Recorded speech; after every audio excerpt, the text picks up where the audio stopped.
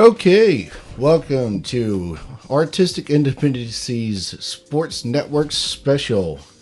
I'm your host, John Behrens. And I'm Joshua Perkins. All right, today we kind of have our first official interview. Our interviewee today is Bob Rose. He's a reporter for the Canal Street Chronicles. Hello, Bob. Hi, guys. I hope you're both doing well. I really appreciate the honor of you coming on with you guys today. I hope everything's good. We're good over here. We're good. Bob covers the New Orleans Saints. So we're just going to jump straight into that. So we're officially, I want to say, halfway through the season. 8 games in. How would you break down New Orleans Saints as a whole to date? Definitely among the top contenders, not only to the NFC in the chase for the Super Bowl, but you got to put them right at the top of the list throughout the entire NFL. I don't personally pay a lot of attention to the power rankings that the NFL comes out with every year, but it is worth noting. Again, I think you have to put New Orleans on the short list. The team that they just beat, the Los Angeles Rams, they're up there too. Philadelphia Eagles are coming along. Same with the Minnesota Vikings, and then obviously the couple of contenders over in the AFC. But the Saints are on a 7-game winning streak after dropping a little bit of a surpriser in their opener to Tampa Bay. They are physically dominating opponents with a very balanced offensive attack. And their defense, although there are certainly some chinks in that armor, they're playing extremely aggressive defensively and extremely well defensively up front. They're not a team with a whole lot of glaring weakness right now. So as long as they stay healthy, there's no reason to believe that they can't be right at the top of the list of contenders through the down the stretch of the regular season. Yeah, I have definitely been rather impressed for the most part. Like you said, there's some problems with that defense, but I kind of think we probably expected a little bit of that coming in. How might you analyze the Saints' defensive progress from that first game with Tampa Bay and the abysmal performance it was to where they were or where they are now with the Rams? And I don't think there were too many people that expected a low-scoring defensive showdown against the Rams. A lot of us got pretty much what we expected. I mean, hey, the Rams have one of the best offenses in the NFL too. But as far as New Orleans defensively, their defensive line is what has stood out to me all season. Cam Jordan is having another all-pro type of season. Sheldon Rankins is really showing why the team took him with a number 1 draft pick in 2016. He has just dominated some games from the defensive tackle. And Marcus Davenport, their rookie edge rusher, drafted with a first-round pick this year. He's going to miss a couple of games with an injury, but he was coming along really well, too. The defensive line is definitely the strength of that defense. Back into the linebacking core, Demario Davis was an underrated free agent signing. He's added so much speed and power to that linebacking core. Probably the best linebacking unit we've seen on the Saints defense in quite some time, maybe as long as a decade.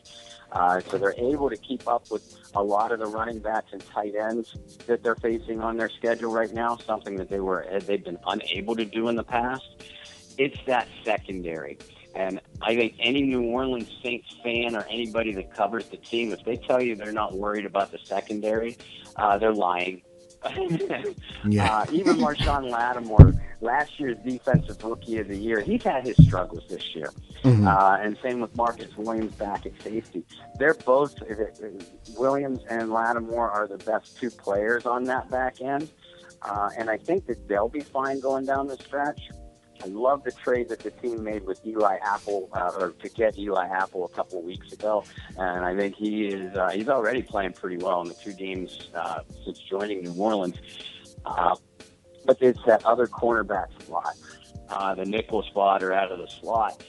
whether it's P.J. Williams or Ken Crawley, teams are targeting those players in that spot, and they're targeting them with a lot of success. The Saints have given up, allowed 8 receivers to go over 100 yards receiving against them this year. And that's definitely a concern as they go down the stretch, because they face some very good passing attacks between now and the end of the season. Well, going back on that defense, Mr. Rose, one guy that's really stood out is on defensive line, Sheldon Rankins. Do you think his rise is a sign that the Saints front seven could become one of the league's best? If Sheldon Rankins can become a leader, is elite? Well, no, what I was trying to ask you is, could his emergence be a sign that the Saints front seven could become one of the league's best? You know, kind of with the addition of Marcus Davenport and how he is starting to come along with, 2 sacks against Minnesota. It just kind of looks like the Saints defensive line is starting to become rather dominant. And just kind of do you see this trend as well? Or also, you can't forget about Cam Jordan, also Alex Okafor being more healthy this season. Yeah, no, I completely agree with both you guys. I don't know if I put him in the defensive line in the elite category just yet, but it's certainly headed that direction for all the reasons that both of you just mentioned. I mean, Sheldon Rankins is playing some terrific football. Cam Jordan is what Cam Jordan is. He's one of the more underrated defensive players in the NFL. Davenport's a much better run defender than a lot of us thought he would be immediately, as well as what he gives as a pass rusher. And even some guys that are going under the radar on that defensive line. Taylor Stallworth was an undrafted rookie free agent, and Tyler Davison, also a defensive tackle. They're really shutting down the opponent's run game. And Alex Okafor, who's recovering from an Achilles injury that caused him to miss the second half of last year. With Davenport out, they're not going to be quite as disruptive from that other edge position, but Okafor is going to give you some good snaps. I said, a couple minutes ago that undoubtedly the Saints' defensive line is the strength of this defense. But what has gone unnoticed by some people is that they are the number 1 ranked run defense, and they have been for most of the season. Not only in total yardage, but yards per carry. Opponents are barely getting over 3 yards per carry against New Orleans, and it's making them one-dimensional.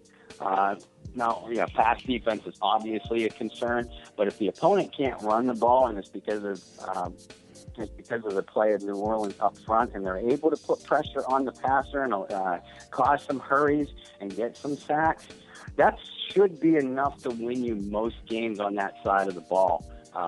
From now until the end of the season. So, I wouldn't put them in the elite category just yet up front, but there's not too many defensive fronts I would take over the New Orleans Saints right now. So one of the questions that I've been consistently asking is, are we ever going to see consistency from P.J. Williams? Because it seems like every time you're about ready to give up on him, he makes a big play. Like Minnesota, and then against L.A. on the big 4th down. And in the pick 6 against Minnesota. Mm-hmm. So,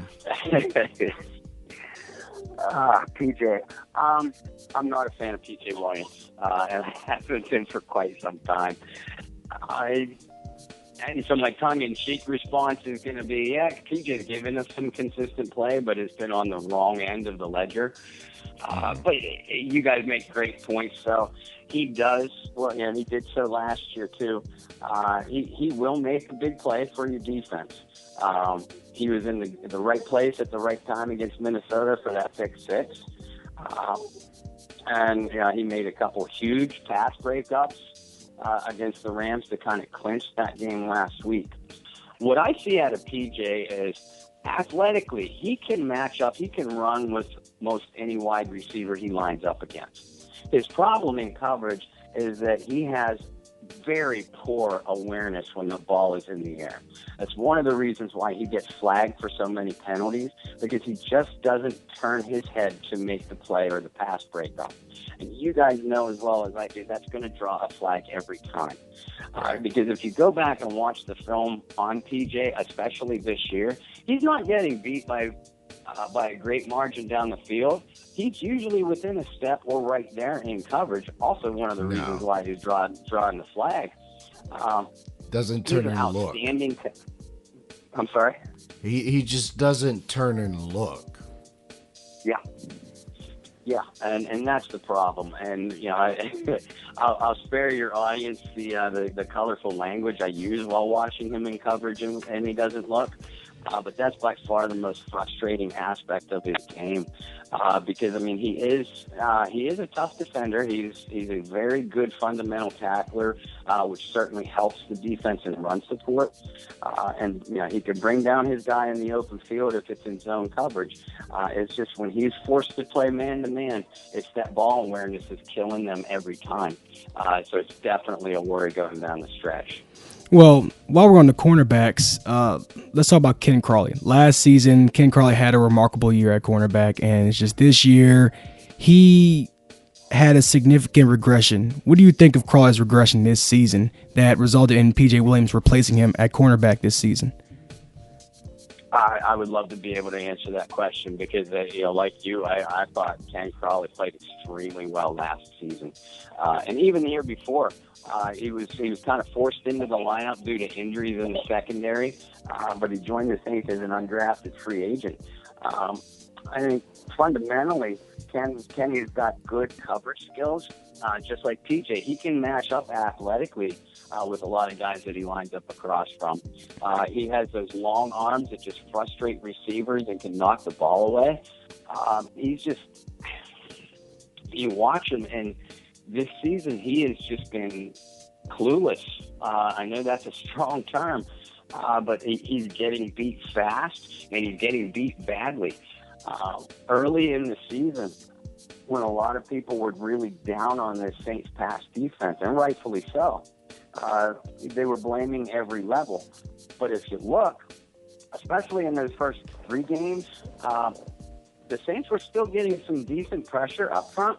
It's just that the receivers were beating both PJ and especially Crawley so badly and so fast that it wouldn't have mattered if the Saints defensive line had Deacon Jones, Joe Green, and Reggie White up front. They could not have gotten there fast enough. You know, Crawley has definitely been the liability in this pass defense. And like you guys said, 2 weeks ago, he was inactive. Last week, he got a hat. I don't think he saw any defensive snaps, certainly nothing significant. And undoubtedly, now that they made the trade for Eli Apple, those are your top 2 cornerbacks going forward. Remember, too, guys, this defense is going to get Patrick Robinson back in the secondary. I think probably after week 11. He's been on injured reserve since week 2 or 3. And that is going to be a key addition because Robinson played such outstanding slot pass defense out of the slot last year. It wouldn't surprise me if Robinson came back healthy and PJ continues to at least make some plays on the defensive side. It would not surprise me if Ken Crawley was actually cut when Robinson was brought back into the lineup. I just wanted to make an insertion here is, going back to Ken Crawley is what I noticed is last year he was inactive, I want to say, for the first 2 or 3 games. And his rookie 2 season, for sure, yeah. His rookie season, he was inactive for, I want to say, the first half. And it seemed to me like that being inactive pushed him to perform better. You think they might be doing that here, or do you just really think they're just going to cut him at the end of the year? It could go either way, but there's a lot to what you say, and you're right. When the Saints defense opened up last season, they gave up tons of passing yards to the Vikings and the Patriots in those first two games. And Ken Crawley was not in the lineup. He made the team coming out of preseason, but you're right, he was inactive. And that certainly motivated him to have such a good year. So hopefully, and Sean Payton likes Ken Crawley, I think, as a player and certainly as a person. Otherwise, he wouldn't be on the team right now. We all know Sean. So I do expect that he'll be given another chance. What I had just said before about Crawley, being a potential cut once Patrick Robinson comes back into the lineup, unless we see something different out of Ken, when he gets another opportunity, and it'll be when, not if, when he gets another opportunity, if he does continue to struggle with the fundamental basics of coverage and just his overall confidence, I see him getting one final chance. If he makes the best of it and he's motivated from sitting down for a couple games, it could be that his confidence is shaken. I'm certainly rooting for him because he does seem like a good guy and his teammates love him. But the Saints are trying to win games here, and if you're going to be a liability and you have an answer for that liability when someone like Patrick Robinson comes back, you could see a cut out of Ken Crawley. But I agree with you. I don't think it's going to happen right away. We'll see him back in the lineup. He'll have one more opportunity, but that might be his final chance in New Orleans. Now, during the free agency, the trade deadline, the Saints made a trade for Eli Apple to come to the Saints. Do you think the Saints have a long-term plan for Eli Apple? Yeah, I do. Eli is still a really young player. I think he was drafted, almost positive he was drafted in 2016. And remember, he was a top 10 pick when New York drafted him. He had a decent rookie season and then kind of fell on his own hard times in New York. Some of those stories might have been embellished about him being a locker room problem. Because, again, his teammates seem to love him. I don't think Sean Payton and Mickey Loomis would have made a deal for him if they were receiving some negative reviews. Because Eli Apple, remember, played in the same secondary at Ohio State as Marshawn Lattimore and Von Bell. Sean Payton has a pretty decent relationship with Ohio State coach Urban Meyer. So phone calls were made. Lattimore and Vaughn were sat down and asked about what kind of person and what kind of player Eli Apple is. So I think, I don't know Apple's contract situation off the top of my head, but I think that the Saints would have him this year and next year before they really have to make a decision. And like I said earlier, I love the way Apple is playing so far.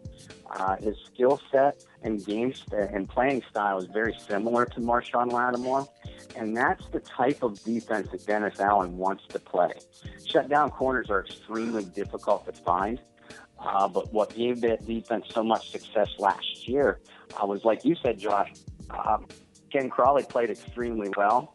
And, Lattimore was the defensive rookie of the year. That gave them confidence to set up in man-to-man coverage along the outside, which then of course frees up your other guys for coverage responsibilities. And if Eli Apple can fill that role, there are not too many teams that would have a better coverage duo than Apple and Lattimore if they're playing at the top of their game.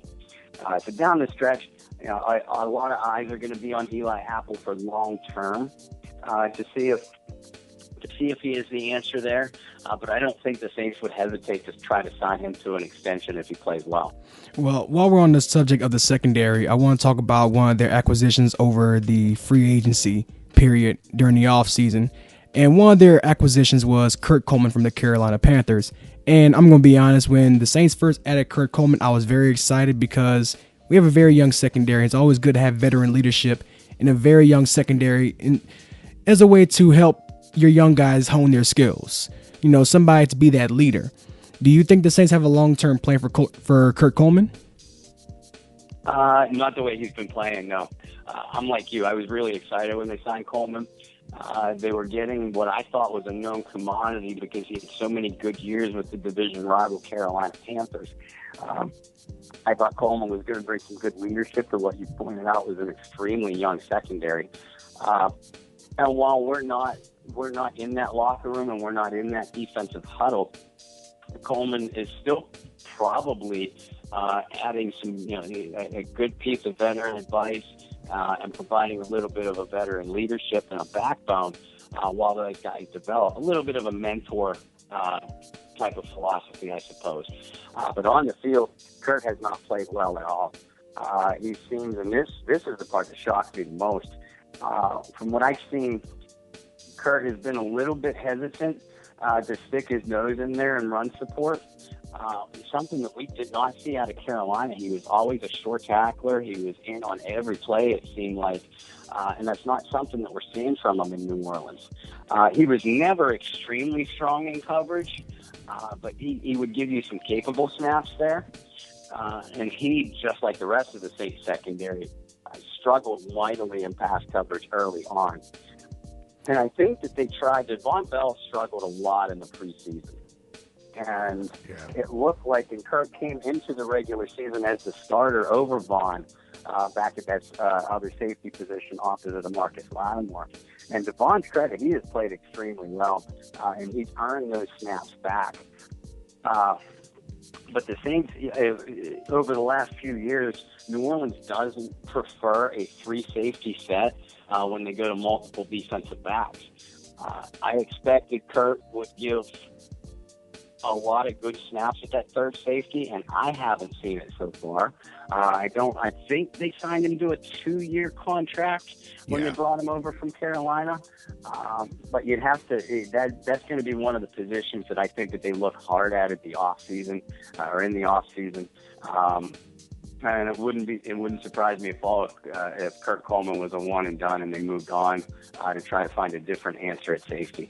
Well, because I had a lot of hope for Kurt Coleman going into the season, just because I knew what he was capable of during his time in Carolina, and not only that, we had lost Kenny Vaccaro.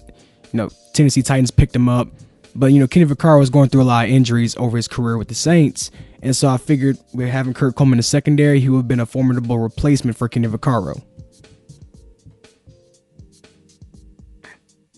I didn't catch that last part. I apologize, Josh.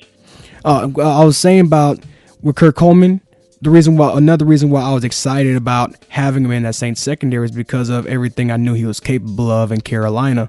And since we lost Kenny Vaccaro to the Tennessee Titans, I felt that Kurt Coleman would have made a formidable replacement for Kenny Vaccaro. Oh, yeah, I couldn't agree more. Vaccaro, when he was in New Orleans, he was always terrific against the run. But he's very inconsistent against the pass. And like you said, all the years that Coleman played in Carolina, would you consider him a top echelon coverage safety? No, but I thought that it would be an upgrade over what Kenny gave us in pass coverage. And it is disappointing that we haven't seen that. Now, what I am excited about is Coleman knows that Carolina franchise extremely well, especially the defensive side of the ball, and the Saints still have the Panthers twice on their schedule. Kurt Coleman could still have a major influence on what this team does over the final portions of the season. It's not that he's played poorly, mind you. I think, and you kind of echoed this too. I just think he has played below expectations of what a lot of us expected when he was signed from the Panthers. Also, as far as how the Saints defense has been struggling, they've made the improvements from week 1 to now. Front seven is looking pretty good, but the secondary, they've been struggling. Do you think Dennis Allen, their defensive coordinator, might be on the hot seat? I think it's possible. Coach Payton has certainly never hesitated to change defensive coordinators before. But he does have a pretty close relationship with Allen. I don't know off the top of my head if Dennis Allen was part of Sean Payton's original staff in New Orleans in 2006. But even if he wasn't, he has been there. He's been there with Sean for quite a good many years. Allen, of course, was head coach in Oakland for maybe a season and a half. Defensive coordinator in Denver for a short period of time.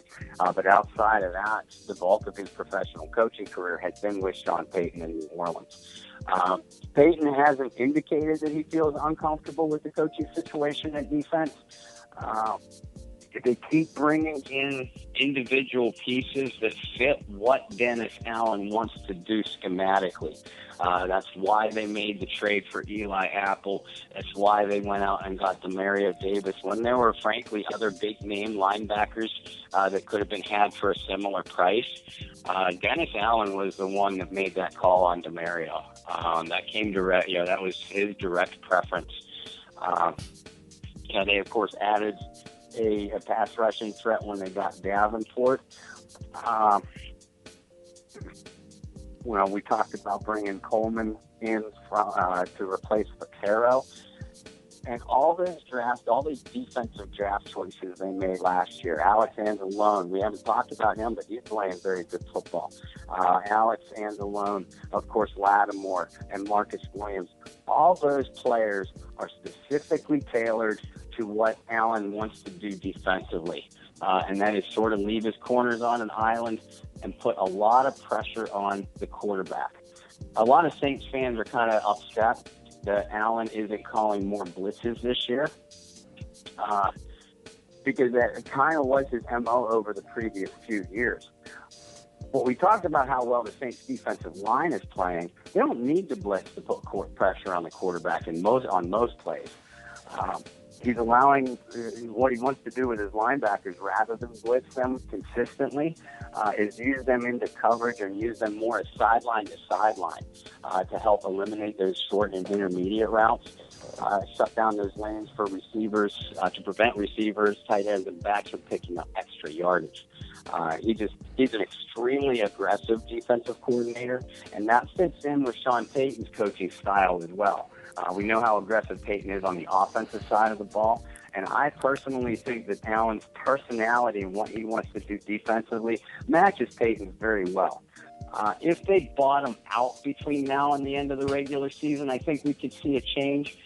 But if they're staying pretty par for the course for what they're doing now, we'll see some personnel changes maybe on that back end, but I don't think we'll see a change at defensive coordinator.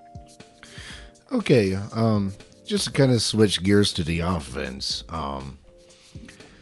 So coming in, and we kind of first saw last year was the addition of Taysom Hill. And what they have done with him has just shocked me to a degree. Like, I have not seen a player used in the way that Taysom Hill is used. Just what do you think about Hill overall? Well, since his title, anyway, is still that of quarterback, we'll start there. Any New Orleans Saints fan that still has even the slightest notion that Taysom Hill is the quarterback of the future, once Mr. Brees does decide to hang him up, stop. It's not going to happen. Right.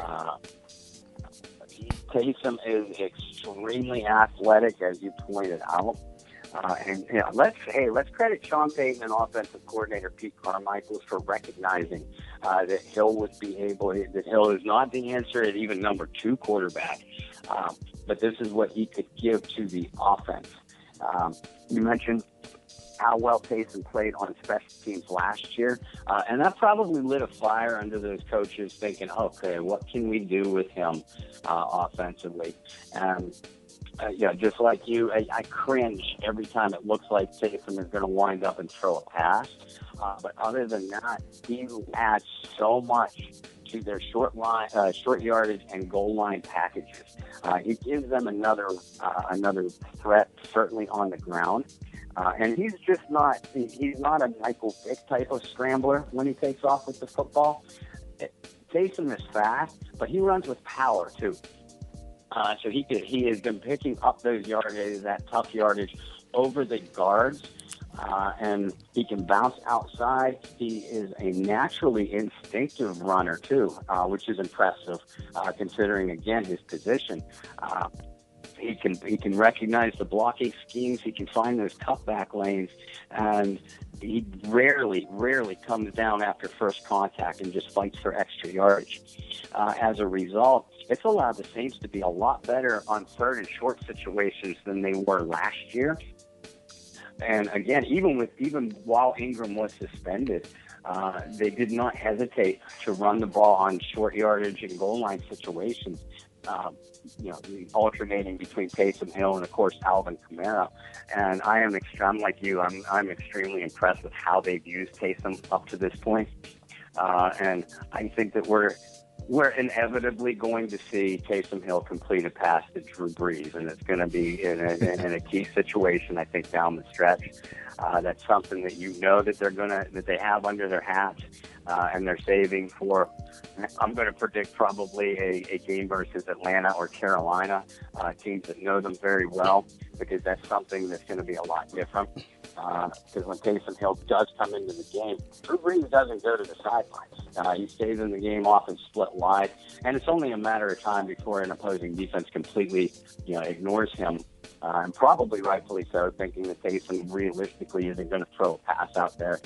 But it's going to happen. Let's just keep our fingers crossed that if it happens in a key situation, that the play is executed correctly. A, doesn't get Drew hurt, and B, goes for the type of gain or touchdown that they needed to do at the time. Is Taysom the type of player that you build an entire offense around, your entire rushing offense? No, of course not.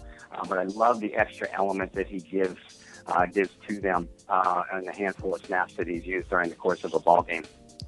It's not like he can't pass. I mean, he did, after all, make that completion to Michael Thomas against Minnesota for 48 yards. So I'm just kind of curious to see if they do let him air it out a little bit more as time goes on.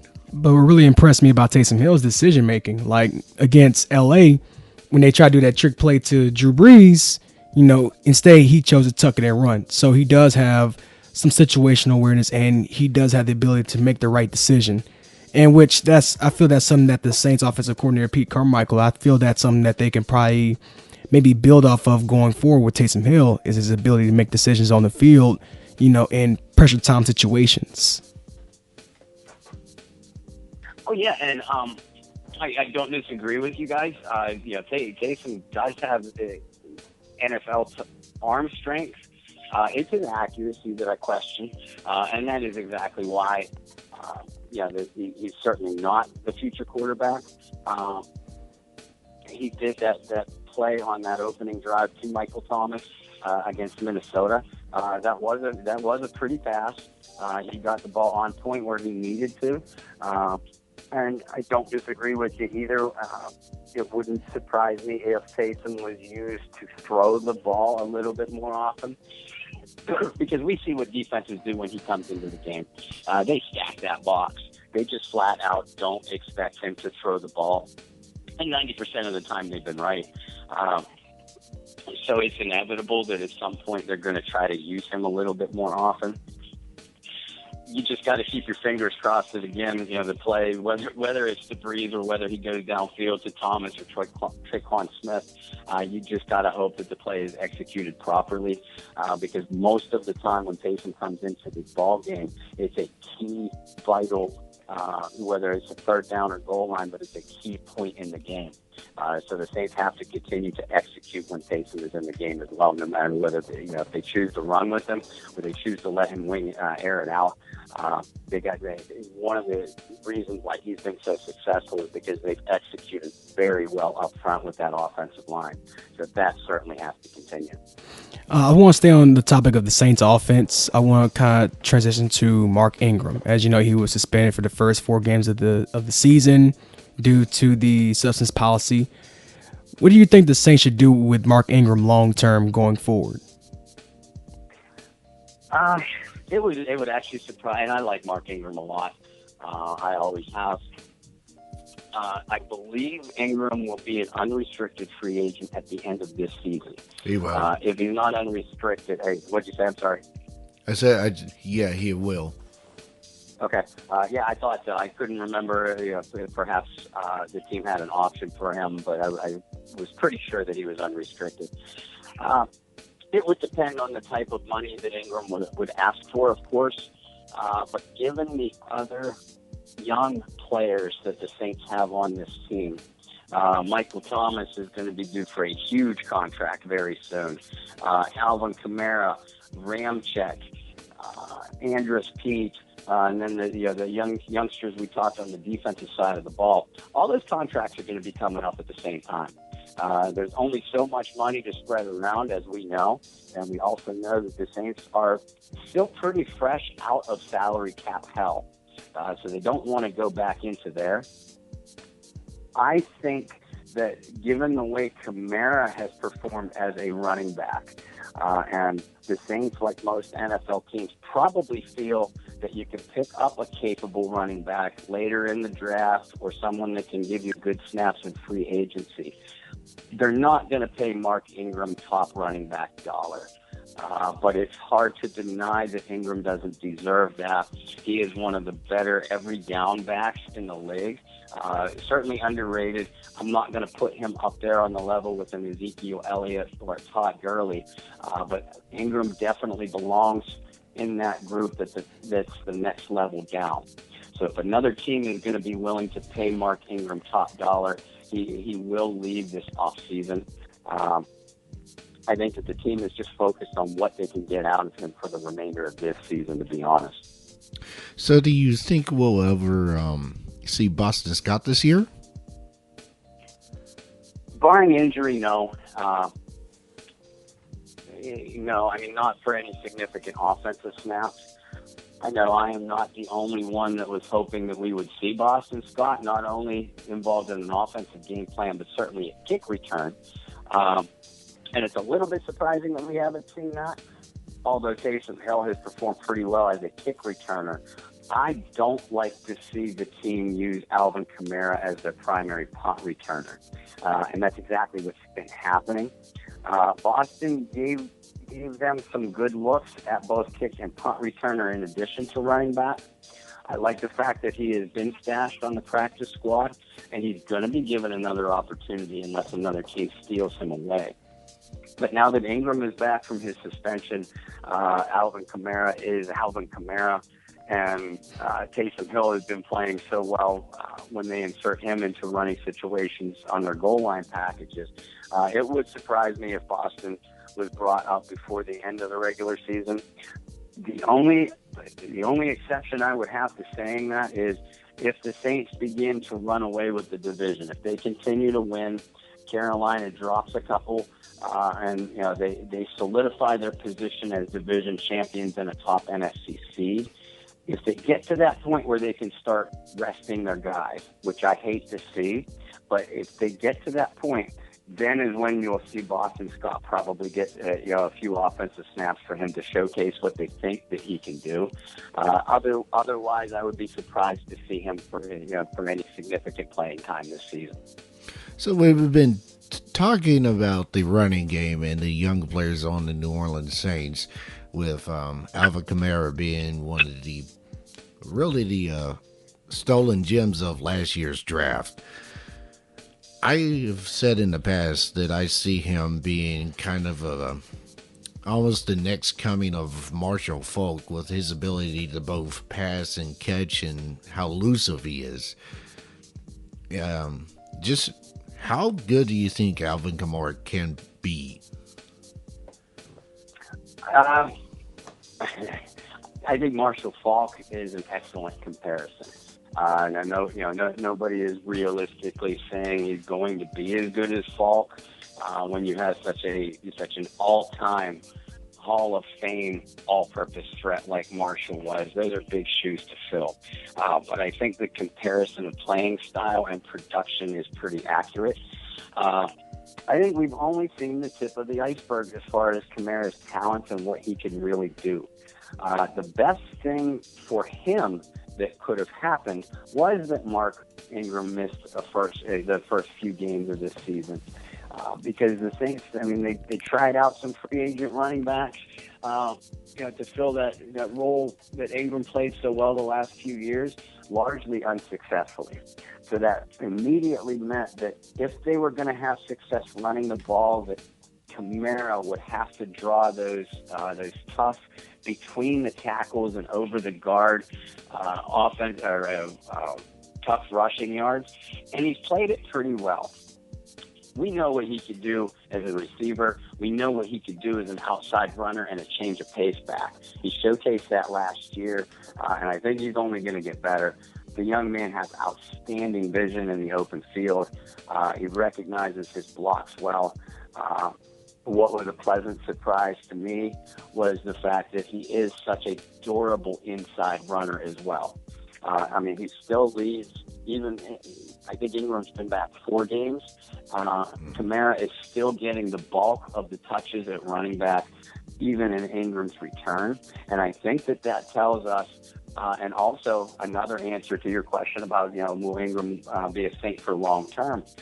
I think that establishes the fact that New Orleans doesn't need Ingram to be successful moving forward, because they now realize that Alvin Kamara can be that every down back. And that was, after Kamara's exploits last year, that was the only question that anybody really had of him, is can he take on the role of a featured back? And so far he's shown that he can. Saints fans are a little bit worried that he's going to wear down during the course of the season, because even reaching back to college, Alvin was never really given a featured back role. Certainly didn't have to last year, splitting time with Ingram, with Mark getting the bulk of the rushes. But Kamara's toughness is a pleasant surprise to most. We already know what he can do as a receiver, even though he's been contained a little bit in that area the last few games. Defenses, and I'm writing a piece exactly focusing on this. Michael Thomas has established himself as one of the top receivers in the NFL. I don't think that can be questioned anymore. But it's Alvin Kamara that defenses gear their game plans around. They do not want Kamara to beat them, and they are more afraid of Kamara than they are Michael Thomas. And the fact that Kamara has now shown that he can take on the brunt and the bulk of the carries between the tackles as a running back only adds another element to his game. Can he be the next Marshall Faulk? He certainly has that skill set. Every single New Orleans Saints fan obviously hopes so. Big shoes to fill, but so far Kamara has not failed to disappoint. Well, while we're on the Saints offense as well, I want to turn to their receiving core. As you know, this past NFL draft, in the 3rd round, they selected Traquan Smith out of Central Florida. And beginning of the regular season, Traquan Smith looked like he had struggled as far as getting adapted to the Saints offense and being out there on the field as a rookie. But we've seen Traquan Smith really come out of his shell over the past few games. What do you think of his progress so far? Exactly what you said. I was disappointed, especially he had such a terrific preseason. I was disappointed to see the way he began the season, which was extremely slowly. He really exploded, though, on that Monday night game against Washington. He had two long scores, over 100 yards receiving. And since then, the Saints are giving him more snaps at offense. And, it's needed because Ted Ginn Jr. is out currently with an injury. Drew seems to feel extremely confident that Traquan is going to be there for him. He's established a little bit of trust. Statistically, since the Washington game, his output hasn't jumped off of the chart. But I don't think it needs to. As long as he's capable of putting up production when he's asked to, I think that's all the Saints offense needs. He is certainly an exciting young player, and he's more than just a deep threat, like you pointed out. Now that he's starting to grasp the offense and the speed and schemes of NFL defenses a little bit better. His route running is a lot more sharp than what we saw early in the season.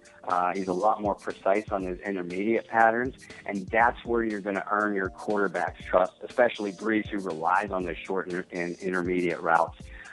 You need to be where you're supposed to, and you need to beat your defensive back with a crisp route, which is certainly more important at the NFL level than just pure athletic ability. I'm really excited at what Traquan Smith can bring to this offense, not only the rest of this year, but over long term as a complement to Michael Thomas.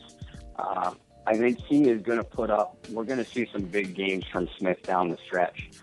We're bound to, because defenses have already geared their coverage towards Thomas, and rightfully so. Where the Saints have struggled, though, is to find any complementary production outside of Thomas, Kamara, and even Ingram coming out of the backfield. Traquan Smith can be exactly that guy. And like you pointed out, now that he's grasped the system and the NFL defensive schemes a little bit better, he's playing better and better. I was really impressed with that touchdown pass, that touchdown reception against Los Angeles last week, because he actually adjusted his route on the fly. It looked like an option route, a receiver option route, and he took the inside, and Brees knew exactly what he was going to do. Got the ball right on target, and Drew always will. But that looked to me like it was more a defensive recognition of Traquan, something that you only see usually out of a veteran. To see that kind of thing from a rookie, only 8 games in, that impresses me, and I look for more of that kind of thing down the stretch. So they announced, I want to say last night, that the Saints are actually going to be working out Brandon Marshall and Dez Bryant today. Do you think either one of those guys could be a good fit for New Orleans offense? I don't see them being a difference. And you hear, especially with Dez, you hear such a wide variety of opinions when it comes to him as a player, not only from New Orleans Saints fans, but throughout the league, and even Dallas Cowboys fans when he was there. And watching Dez Bryant the last few years, and I personally have always been a big Brandon Marshall fan, I just don't see either guy having anything left to give a significant contribution to the Saints offense. Now, everything that we hear is that both Peyton and Brees are big fans of Bryant, and they have a good relationship with him. They feel comfortable with him. So it wouldn't completely surprise me if they did sign Dez after the workout, which I believe is scheduled for this afternoon. You're right. They flew both players into town last night. At least that's what the report was. And sat down and met with them. So they'll probably work them out today. Salary-wise, if they sign either veteran, it's not going to be a big number. It's probably only going to be, through the remainder of the season. And if they play well, then kind of cross that bridge as they come to it. I don't see how either wideout has anything left to give physically. They've both been through the NFL wars, so they can kind of mentor Traquan, who is still extremely young, Austin Carr, who's in his first full season. But we just got done talking about how the Saints have struggled a little bit to find any complementary production, especially in the passing game. And hoping that Traquan Smith can be that guy. I don't see how Dez Bryant or Brandon Marshall would be able to step in and give any big contributions. Both men are big-bodied receivers and have made their NFL living as just being more physical than the defensive back opposite from them. So that does allow itself as a receiver, if you're that style of play, it does allow you to have a longer career. And Marshall has been in the league, I think, 4 or 5 years longer than Dez has anyway. But the one thing that we haven't seen New Orleans struggle with is red zone production.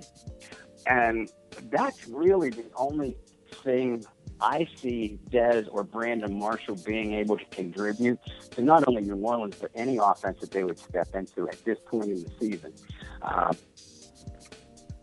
Because you're not going to grasp the entire route tree and the entire offensive playbook. It's going to take you a few weeks, and I'm not necessarily worried about that. It's just, again, what either player can give to you physically, and they would be able to give you an immediate red zone threat. There's zero doubt about that. But that's the one area that New Orleans hasn't struggled with. Because they do offer such a multifaceted attack, especially in those situations. My money's on if they sign either of the two players, it'll be Dez. And of course, Bryant does have a history of being a little bit of a divisive personality on his teams. The tantrums along the sidelines are well documented. I don't think that bothers New Orleans as much as is Dez willing to accept a secondary role, because the offense is not going to go through him or Marshall or anybody else they bring off the street. This offense belongs to Drew Brees, Alvin Kamara, Michael Thomas, and Mark Ingram.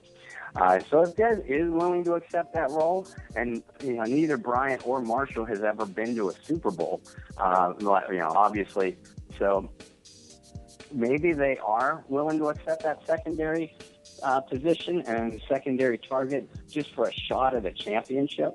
I don't see either guy being a good fit in New Orleans at this point. How do you guys feel? Well, I don't think the Saints are looking for another big threat. From my recollection, Sean Payton has that habit of bringing veterans in late in the season. So, I don't know. I think it would be interesting. What about you?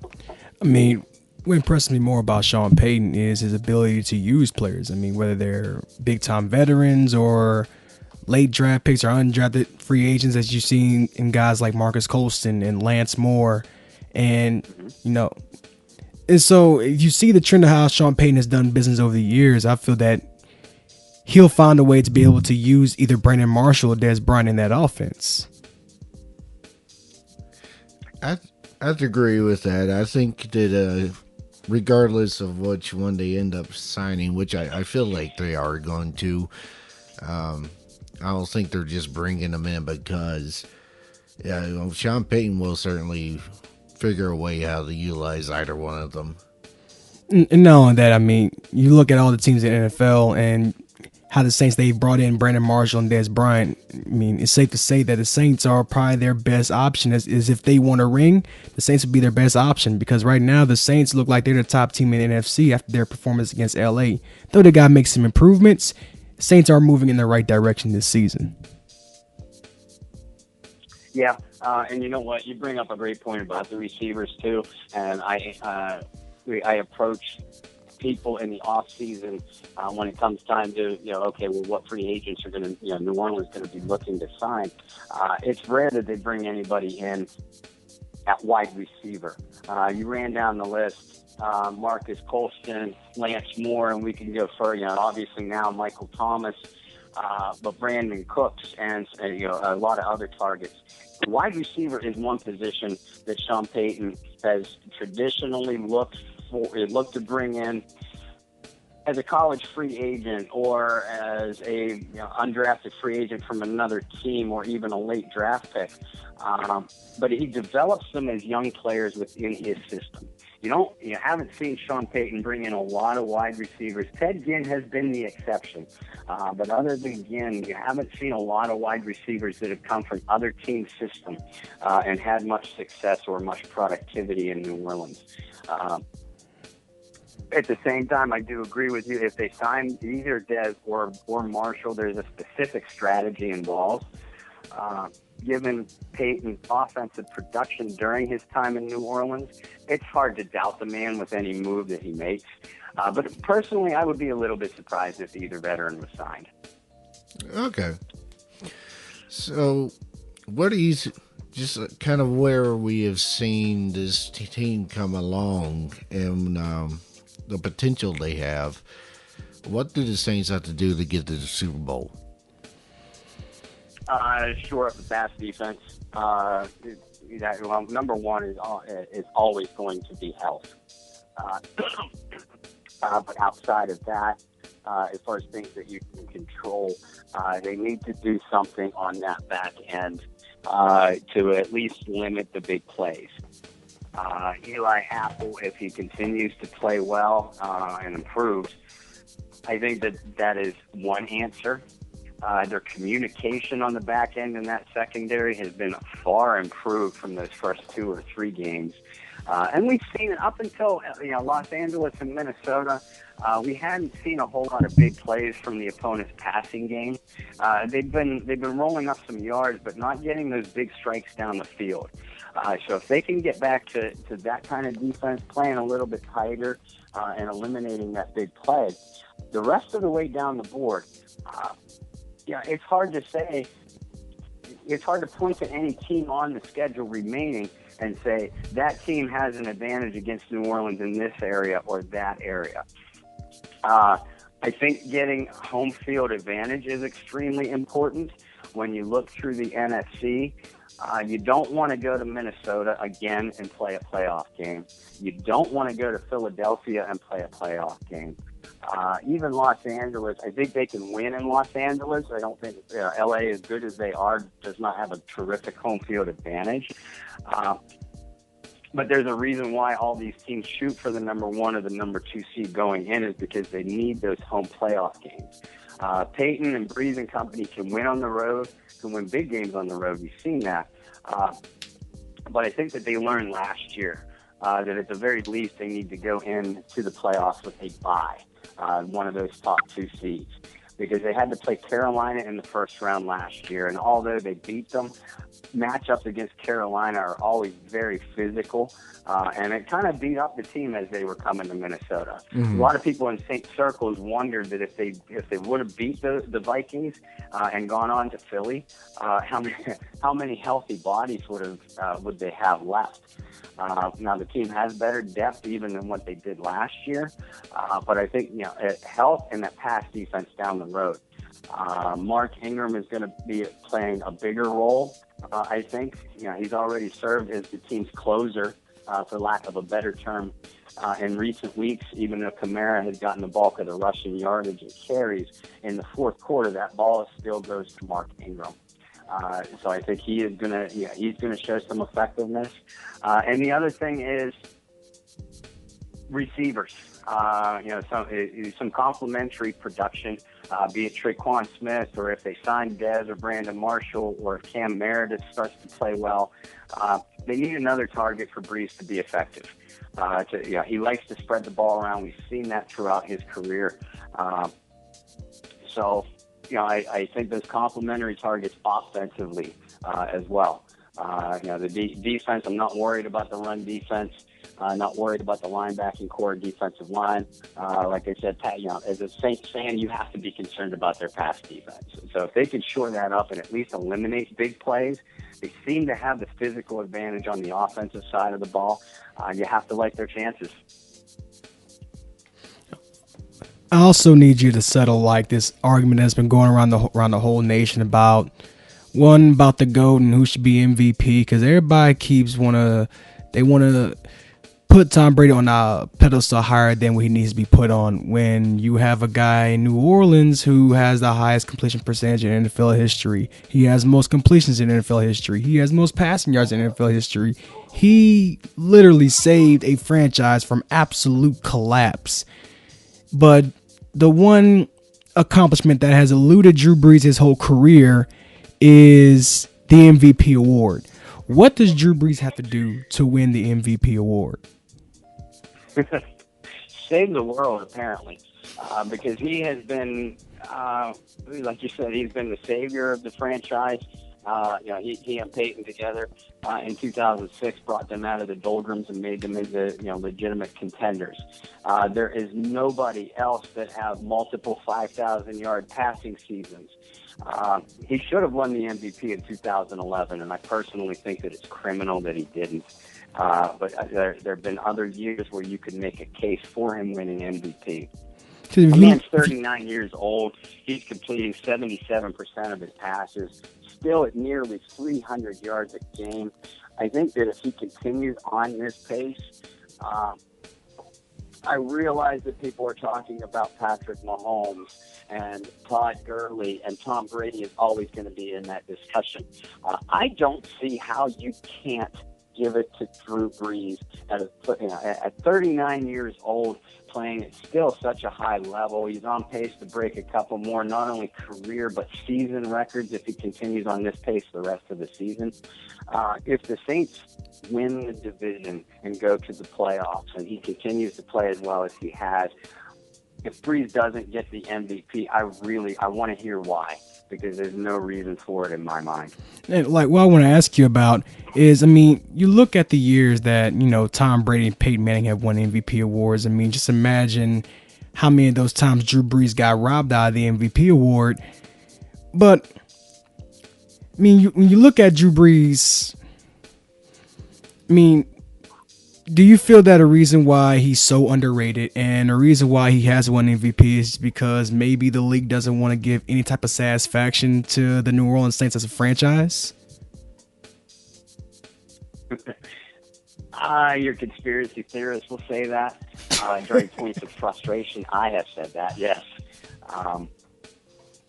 You'd like to think that it would be different. We know what the NFL has been for a number of years now, especially at the major networks such as ESPN, Fox Sports, NFL Network. No disrespect intended to them, but they have their media darlings, and those media darlings have been Peyton Manning, Aaron Rodgers, Tom Brady, just to name a few. Because there's been other years that Brady has won the MVP, and if it wasn't Brees, I thought personally that someone else was more deserving of the award. It's much like the Heisman Trophy in college football. The award itself has almost evolved into a popularity contest more than what the letters actually stand for, and that is most valuable player. Now, we know that Brees isn't necessarily concerned with that kind of award anyway, especially if the team is making a run for the Super Bowl. But I will tell you this. His teammates on the New Orleans Saints, they take it as an insult that Brees isn't lumped in with those grades and Brees isn't given those awards and accolades. And Cam Jordan in particular is very vocal about, we're going to win so Drew gets his recognition. During those, a couple of those 5,000-yard seasons, the team went 7-9, and it would have been a lot worse without Brees, doing what he does.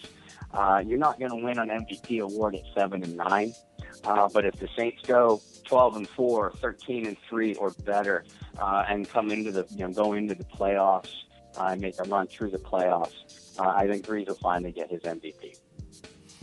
I really hope so, because I would hate to see him retire without one. Well, that kind of just wraps up all the questions we had prepared for you. It's been a very satisfactory interview, at least as far as I'm concerned. I want to thank you for coming on, and would hope to get you back at some point in the future. Josh, it has been a pleasure being on with you. I felt like the interview went great. It was certainly an honor to be on with you guys. I'd like to come back on anytime you'd like. I appreciate the recognition and the opportunity to be on with you guys.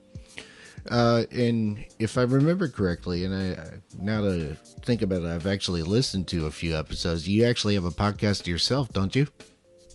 Yes, sir, I do. It's called the Bayou Blitz. We're taking the week off. We decided, some scheduling conflicts. We're going to be on a bye week ourselves this week. But typically we are on Wednesday evenings at 9 o'clock Eastern time. And you can catch us live then.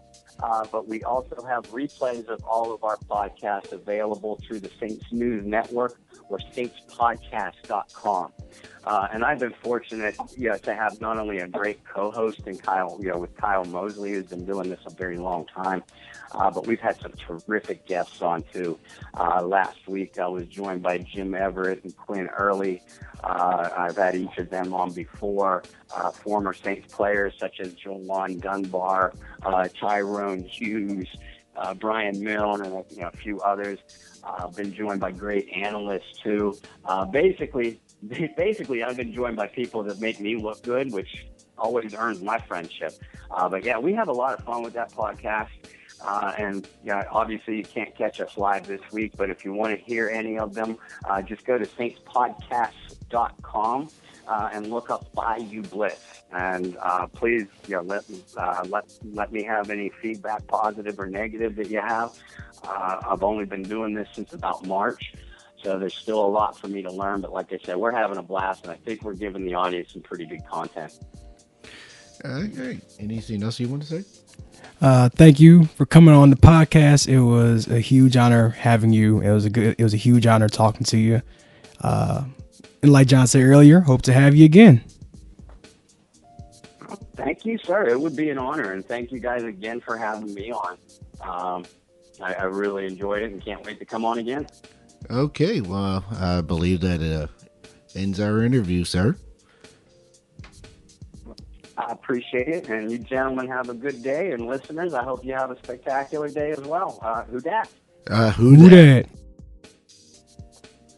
Again, that was Bob Rose of Canal Street Chronicles, and this has been AI Sports Network Special. Thank you for tuning in. Find us on Twitter at AI Sports 3, Facebook at AI Sports Network, on Apple iPod, or AISportsNetwork.com.